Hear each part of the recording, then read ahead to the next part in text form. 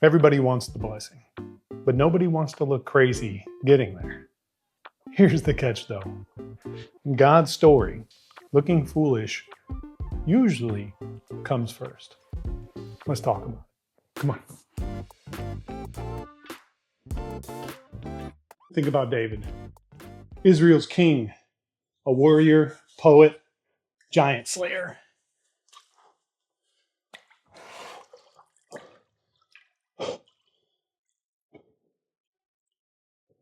But one day, he strips off his royal robes and starts dancing in the streets, just to worship God. His wife looked out the window and said, "You look ridiculous." But God, he called it worship. And then there's the Pharisees. They always looked polished, respectable, and completely put together. They would make fun of others if they looked dirty or completely disarrayed.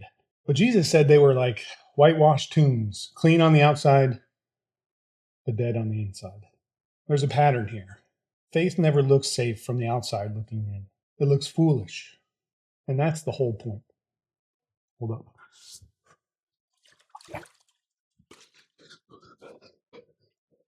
See, this is why faith feels so uncomfortable.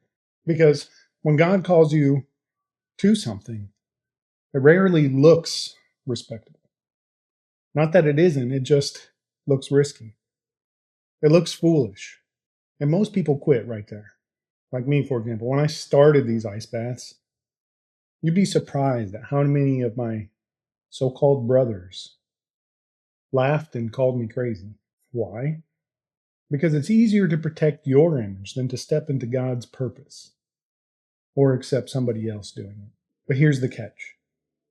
Every God-ordained opportunity comes wrapped in a moment that makes you look crazy. It makes you look crazy to somebody else, too. And science actually backs this up. There's a concept called neoteny. It means holding on to childlike traits into adulthood. You see, kids don't mind looking silly. They send it with anything. But adults, we lose that. We're trained to guard our image, to avoid embarrassment at all costs. And yet, Jesus said the kingdom belongs to those with childlike faith. Science and scripture agree here.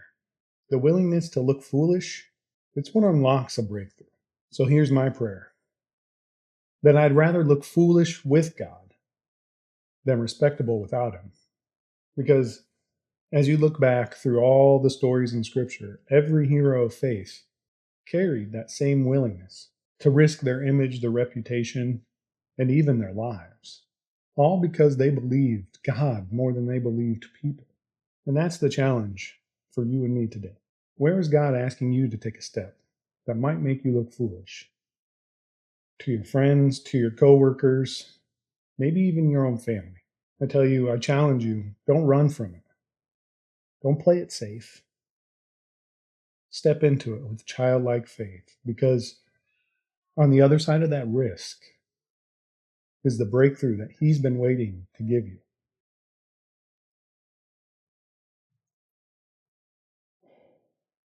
I mean, what do you have to lose?